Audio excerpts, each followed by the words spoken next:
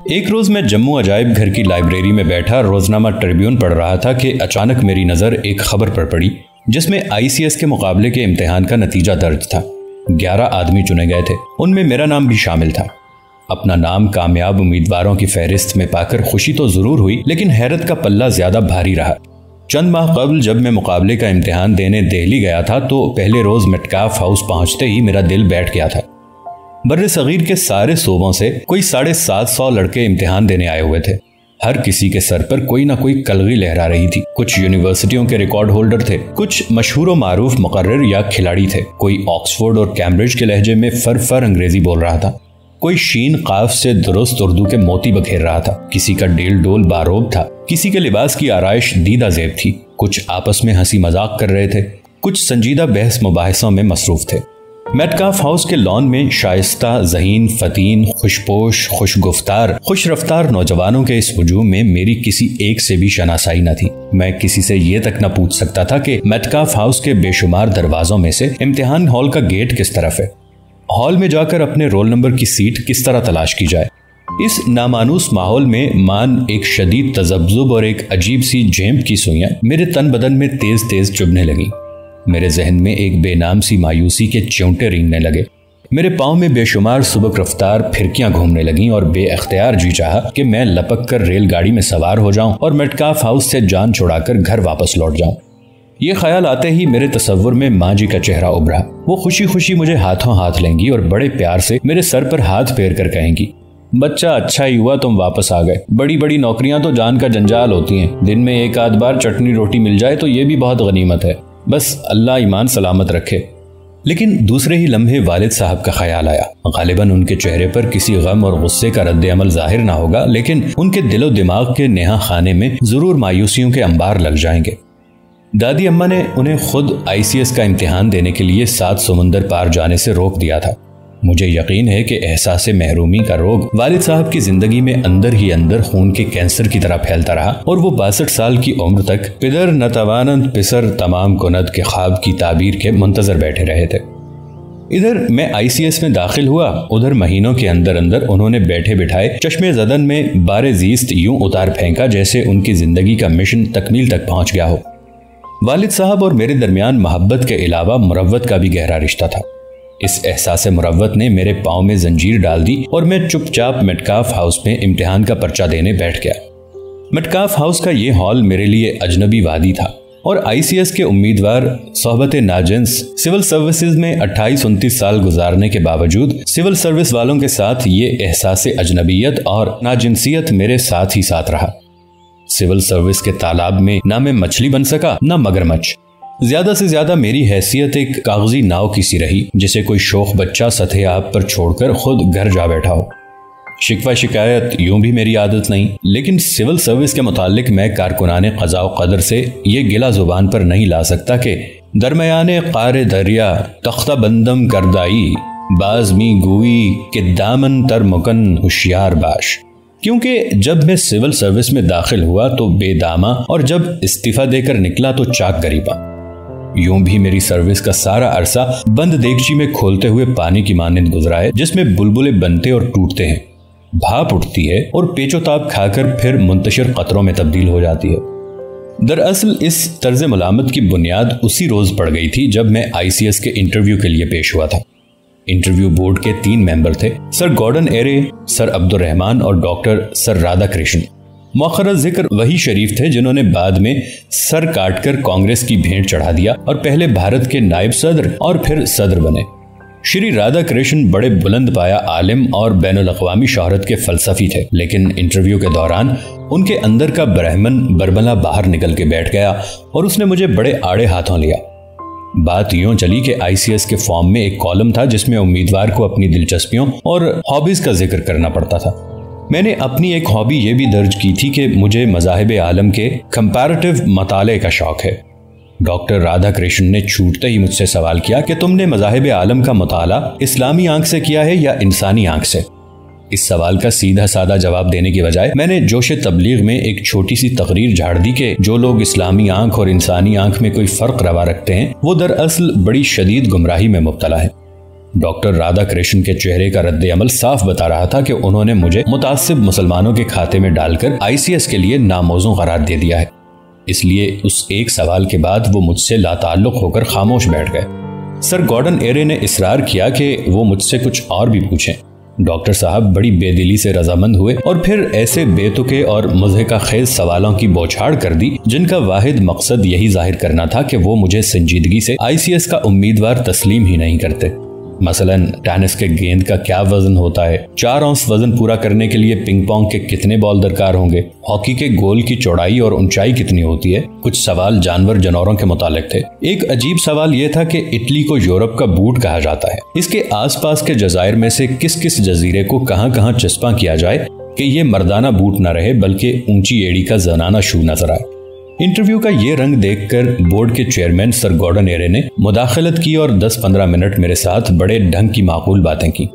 تیسرے ممبر سر عبد الرحمان البتہ خاموش بیٹھے رہے۔ ان کے چہرے بشرے سے ہمدردی، شرافت اور شفقت تو ضرور ٹپکتی تھی، لیکن وہ بیچارے بے بس، مجبور اور معذور سے نظر آتے تھے۔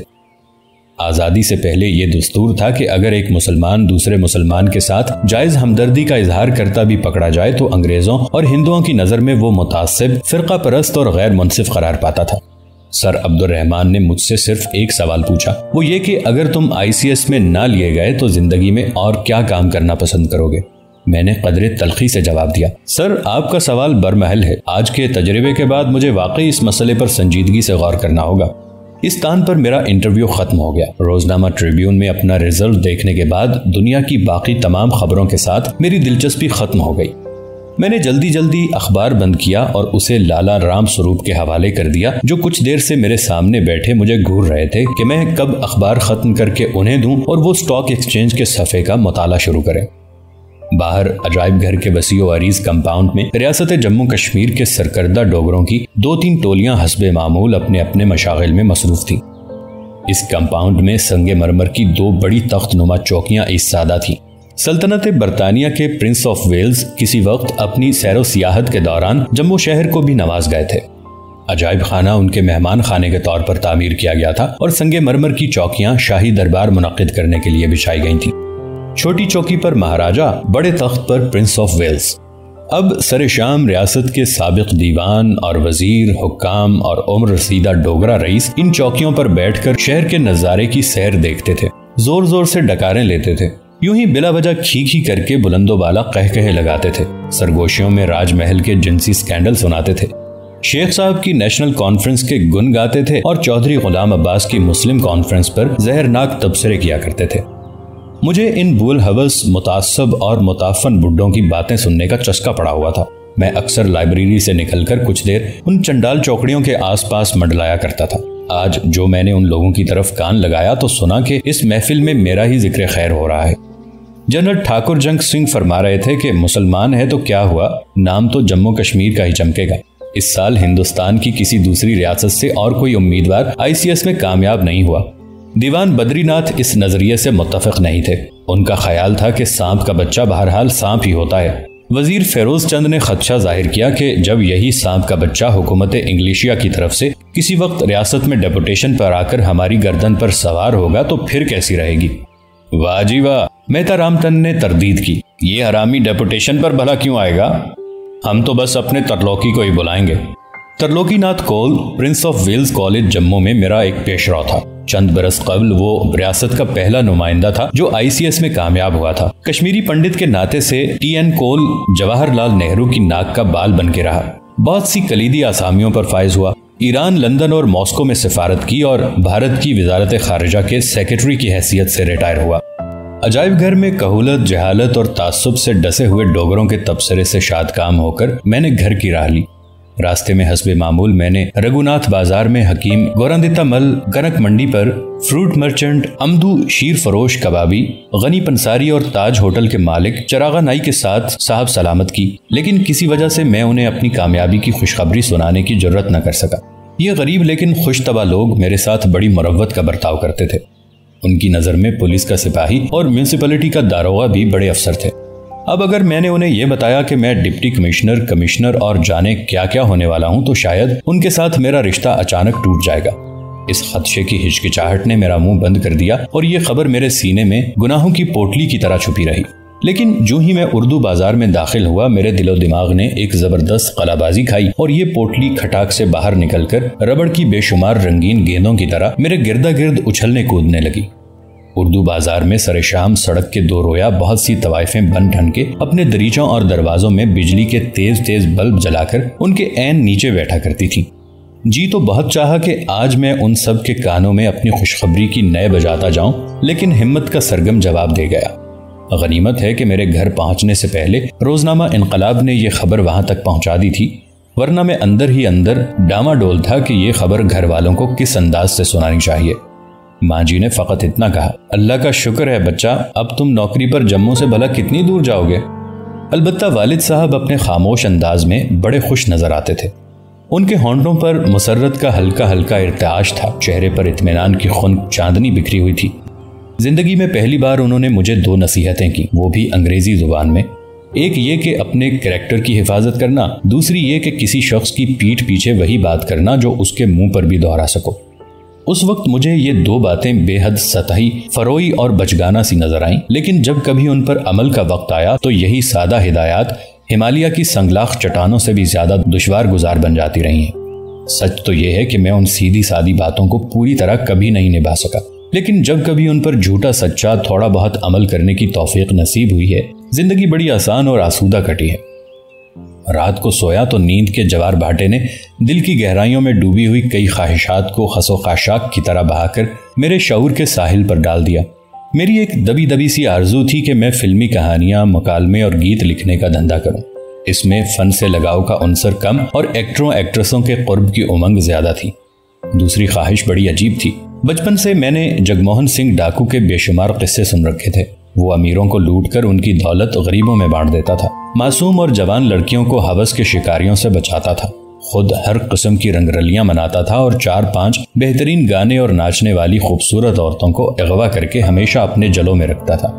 इस तर्ज हयात में मेरे लिए इतनी शदीद कशिश अंदर ही अंदर कुंडली मारे बैठी थी कि सुबह सवेरे जब मैं बेदार हुआ तो वाकई ये सोच रहा था कि ICS में दाखिल होकर कहीं मैं अपने असली नस्बुलैन से भटक तो नहीं गया। दिन भर इस किस्म के मुबहम शकूक व शुबहात कुफराने नेमत की हद तक मेरे दिल में सर उठाते रहे। शाम के वक्त 2 बड़े आदमी वालिद साहब को मुबारकबाद देने आए। एक शेख मोहम्मद अब्दुल्ला थे। शेख साहब पढ़े हुए तो अलीगढ़ के थे, लेकिन उनका दिल जवाहरलाल नेहरू के इलाहाबाद में जा अटका था। उन्होंने मुबारकबाद तो कोई खास न दी, लेकिन इतना जरूर कहा कि पढ़े लिखे नौजवानों को अंग्रेजों की गुलामी में झोंकने की बजाय नेशनल कॉन्फ्रेंस की तहरीक के हवाले कर देना चाहिए। चौधरी गुलाम अब्बास अलीगढ़ में पढ़े तो न थे, लेकिन उनके दिल में जरूर अलीगढ़ आबाद था। उन्होंने कहा, लड़का जहां भी होगा हमारा ही होगा। आपको मुबारक हो, अल्लाह ताला इसे खुश रखे। इन 2 रहनुमाओं के इस मुतजाद रद्द अमल ने मुझे और भी उलझन में डाल दिया। शाम हुई तो मैं अजायब घर लाइब्रेरी जाने के बजाय अपने जहन में मुतसादम ख्यालात का ताना बाना लिए पंजपीर चला गया। पंजपीर के साथ मेरी बड़ी पुरानी रस्म राह थी। हमारा पहला तारुफ भी अजीब हालात में हुआ था। जब अकबर इस्लामिया हाई स्कूल जम्मू की 3वीं जमात में पढ़ता था तो कभी कभी अपने एक दोस्त मुमताज हुसैन के साथ दरिया तवी के किनारे हिंदुओं की शमशान भूमि में अर्थियों के जलने का तमाशा देखने जाया करता था। एक रोज किसी जलती हुई लाश का सर ऐसे धमाके से फटा कि उसके मगज का एक लोथड़ा चटाख से मुमताज के गाल पर लग के चिपक गया। वो चीखता चिल्लाता सरपट भागा और दरिया तवी के पानी में सर डबोकर बैठ गया। इस भगदड़ में उसके पांव का जूता निकल गया और वो फिसलकर गहरे पानी में जा डूबा। अब मुमताज ज़ारो ज़ार रोने लगा कि वो एक पांव से नंगा घर कैसे जाएगा। उसका बाप पुलिस का हेड कांस्टेबल था और छोटी छोटी बात पर बड़ी बड़ी सजा देना उसका रोज का मामूल था। मुमताज की आहुजारी देखकर एक गुजरी को तरस आ गया। वो शहर में दूध बेचकर तवी के पार अपने गांव वापस जा रही थी।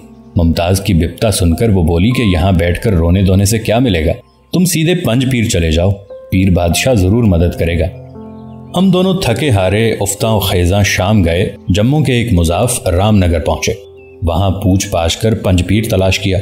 ये श्रीनगर जाने वाली बानिहाल रोड से कुछ दूर दामने कोह में दरख्तों के झुरमट में घिरा हुआ एक वीराना था। यहाँ चंद कब्रें थीं जिनमें एक कदरे बड़ी और नुमाया थी। उसके सराहने ताकचा सा बना हुआ था जिसमें एक बुझा हुआ मिट्टी का दिया खाली पड़ा था। कड़वे तेल के धुएं से ये चिरागदान काला स्याह हो चुका था। मजार पर मुट्ठी भर भुने हुए चने, कुछ बताशे और कुछ पैसे बिखरे हुए थे। चारों तरफ हू का आलम था। कुछ दूर ऊपर बानेहाल रोड थी। उस पर बसें भी चल रही थीं, ट्रक भी गुजर रहे थे, मोटरें भी आ जा रही थीं, लेकिन उन सब की आवाज पंजपीर के वीराने के कहीं बाहर ही बाहर रुक जाती थी। नीचे तवी का दरिया चट्टानों से सर पटकता शां शां करता गुजरता था, लेकिन उसका शौर कहीं बाहर ही तहलील होकर रह जाता था। सामने एक सरसब्ज पहाड़ी पर महाराजा का फल्कबोस पैलेस और महारानी का बेशुमार खिड़कियों वाला महल था, लेकिन पंजपीर के नशेब से वो कीड़े मकोड़ों के बनाए हुए मट्टी के भुरभुरे से घरौंदे दिखाई देते थे। हम देर तक खामोशी से बैठे हुए पीर बादशाह का इंतजार करते रहे, लेकिन किसी ने बेचारे मुमताज का खोया हुआ जूता उसे वापस लाकर न दिया। आखिर तंग आकर मैंने मजार पर पड़े हुए पैसे चुनकर गिने। 15 आने थे। 5 आने मैंने अपनी जेब में डाले, 5 आने मुमताज को दिए और बाकी 5 आने मजार पर वापस रख दिए। उस रोज के बाद पंजपीर हमारी तवज्जो का खास मरकज बन गया। हम जुमेरात के जुमेरात वहां बाकायदगी से जाते, क्योंकि जुमेरात को नजराना ज्यादा चढ़ता था और ईमानदारी से हिसाब करके अपना अपना हिस्सा वसूल कर लाते। तज़किया नफ्स की खातिर हमने अहद कर रखा था कि इस पैसे को दुनियावी जरूरियात पर सर्फ करना हमारे ऊपर हराम है। चुनाचे इस रकम से हम हफ्ता भर गर्मियों में सिर्फ मलाई की बर्फ और सर्दियों में सिर्फ अखरोट और किशमिश खाया करते थे। कुछ अरसे बाद मुमताज का हेड कांस्टेबल बाब फौत हो गया। घर में गुर्बत आ गई और मुमताज पढ़ाई छोड़कर रियासत की फौज में सिपाही भर्ती हो गया। 18.5 रुपए माहवार तनख्वाह, बार्क में रिहाइश और खाना मुफ्त। अब मैं अकेला ही बाकायदगी से पंजपीर आने जाने लगा, लेकिन इंसाफ से काम लेकर मैंने तकसीम ज़र के फॉर्मूले में थोड़ी सी तरमीम कर दी। अब मैं निस्फ रकम खुद रख लेता और निस्फ पंजपीर के हवाले कर देता था। ये सिलसिला बड़ी बाकायदगी से जारी रहा। प्रिंस ऑफ वेल्स कॉलेज से BSc करने के बाद मैं MA के लिए गवर्नमेंट कॉलेज लाहौर चला गया। वहां से जब कभी छुट्टियों पर जम्मू आना जाना होता तो मैं हर जुमेरात को पंजपीर के साथ अपनी वज़ादारी जरूर निभाता था। लेकिन आज जब मैं अपने नाम पर ICS के 3 हरूफ डाले पंजपीर पहुंचा तो जिंदगी में पहली बार मुझे उन साहिबाने मजार पर तरस आया। किसी को इतना भी मालूम नहीं था कि ये मजार किन लोगों के हैं। उनके बारे में बांध बांध की रिवायात ज़बाने ज़दे खासो आम थी। कोई कहता था कि ये 5 कुतुब थे, किसी का ख्याल था ये 5 अब्दाल थे, किसी का अकीदा था कि ये 5 वली थे जो इस इलाके में इस्लाम की शम्मा रोशन करने आए थे। कुछ लोग ये भी कहते थे कि ये 5 चोर थे जो कत्ल होकर यहाँ मदफून हुए। अपनी जिंदगी में वो जो कुछ भी थे होते रहे। अब तो वो फकत अपनी जात की नफी थे, किसी को उनका नाम तक मालूम न था। जो कोई जिस अकीदे का गिलाफ उन पर चढ़ा देता था वो बिला चूनो चरा उसे पहन लेते थे। नजरानों का 1/3 हिस्सा उन्हें मिले या निस्फ, उनके लिए बराबर था। वली होते तो तसर्रुफ दिखाते, चोर होते तो मारते। वो बेचारे तो नफी थे, बिल्कुल नफी। नए ICS को उन बेचारे मनफी किस्म के मजबूर और माजूर बुजुर्गों पर बड़ा तरस आया। एक भरपूर जज्बा रहम से सरशार होकर मैंने हाथ उठाकर फातिहा पढ़ी, जो आज तक पहले कभी ना पढ़ी थी, और जेब से 1.25 रुपया निकालकर मजार पर नजराना चढ़ा दिया, जो आज तक पहले कभी ना चढ़ाया था। नजराना चढ़ाने की देर थी कि पंजपीर पर सदियों से छाया हुआ खामोशी का तलिस्म चटाख से टूट गया। श्रीनगर रोड पर लारियों और ट्रकों की घाव घाव दरख्तों का हिसार तोड़कर मजार से टकराने लगी। दरिया तवी की मुहिब शूशां कानों के पर्दे फाड़ने लगी। महाराजा का पैलेस और भी फलकबोस हो गया। महारानी की सैकड़ों बंद और तारीक खिड़कियां खुल के रोशन हो गईं। मेरा सर तेज रफ्तार मोटर के पहिए की तरह घूमने लगा और पंजपीर की कब्रों के तावीज चीख चीख कर मुझे लानत मलामत करने लगे कि अबे ओ नमक हराम, अबे ओ बेगैरत, अबे तोता चश्म, हमारे साथ 15 साल का याराना तोड़ते हुए तुझे जरा भी शर्म ना आई। मैंने दुम दबाकर फौरन अपना 1.25 रुपया वापस उठा लिया। मजार पर पड़े हुए पैसों से अपना हिस्सा वसूल किया। पांव का जूता उतारकर 5-7 बार अपने सर पर जोर जोर से मारा और चीखें मार मार कर बेअख्तियार रोने लगा। मेरी चीखों से घबराकर कई परिंदे दरख्तों से उड़ गए। लारियों और ट्रकों और दरिया तवी का शोर शगफ भी पंजपीर के मुहीत से बाहर निकल गया। बेबरकती के झक्कड़ बंद हो गए। मेरे सर के घूमते हुए पहिए पर ब्रेक लग गई। राजमहल धड़ाम से गिरकर कीड़े मकोड़ों का मस्कन बन गए। पंजपीर अपने वही पुराने सुकूत और सुकून और सन्नाटे की चादर तान कर लेट गया और मेरे दिल की काल कोठड़ी में एक अजीब सी दीवारें गिरिया नस्ब हो गई। खामोश आंसुओं में मकनातीस होता है जो आरज़ुओं के लौह चून को चुन चुन कर आहिस्ता से करीब लाता है। बुलंद चीखों से लावा फूटता है जिससे कोनों मकाम में जलजले आते हैं। इसका तजर्बा मुझे एक बार और भी हुआ जब माँ जी ने कराची के जिन्ना अस्पताल में वफात पाई तो उनकी मैयत को घर लाने के लिए रात के 1 बजे एम्बुलेंस में रखा गया। मेरे भाई बहन और दूसरे अजीज भी इसी एम्बुलेंस में सवार हो गए। میرے پاس ڈرائیور نہ تھا، اس لیے میں تنے تنہا کار چلا کر ایمبولینس کے پیچھے پیچھے روانہ ہو گیا۔ یتیمی کے اس کارواں میں چلتے چلتے میرے تن بدن اور میری روح کا لاوا بری طرح ابلنے لگا۔ میں نے کار کے سب شیشے چڑھا کر بند کر لیے اور سٹیئرنگ وہیل پر سر مار مار کر اتنا زور زور سے رویا ہوں کہ مجھے محسوس ہونے لگا جیسے ماں جی ایمبولینس سے اٹھ کر میرے ساتھ والی سیٹ پر آ بیٹھی ہوں۔ یہ احساس اتنا صاف اور پر یقین تھا کہ جب گھر پہنچ کر گاڑی رکی تو میں نے کار سے اتر کر اس کا دوسرا دروازہ بھی کھولنا چاہا تاکہ ماں جی بھی باہر آ جائیں، لیکن وہاں تو کوئی نہیں تھا جو باہر آتا۔ لاش تو ایمبولینس سے نکل رہی تھی۔ پنج پیر کے ساتھ اپنا رشتہ اثر نو استوار کر کے جب میں واپس لوٹا تو میرا برا حال تھا۔ ہاتھ تھر تھرا رہے تھے، ٹانگوں پر راشا تھا، پاؤں من کے بھاری ہو رہے تھے اور سارا جسم کچے پھوڑے کی طرح ٹیسے مار رہا تھا۔ کسی نہ کسی طرح میں کچھ دور پیدل چلا، پھر ایک تانگے میں بیٹھ کر گھر پہنچ گیا۔ گھر آ کر میں نے اپنی کہانیاں لکھنے والی کاپی نکالی اور اپنا دوسرا افسانہ لکھنے بیٹھ گیا۔ اس کا عنوان پہلی تنخواہ تھا۔ اس میں نے پہلی تنخواہ کے عجیب و غریب مخرب الاخلاق مصرف کچھ ایسے انداز سے بیان کیے تھے کہ اختر شیرانی نے اسے اپنے رسالے میں شائع کرنے سے انکار کر دیا۔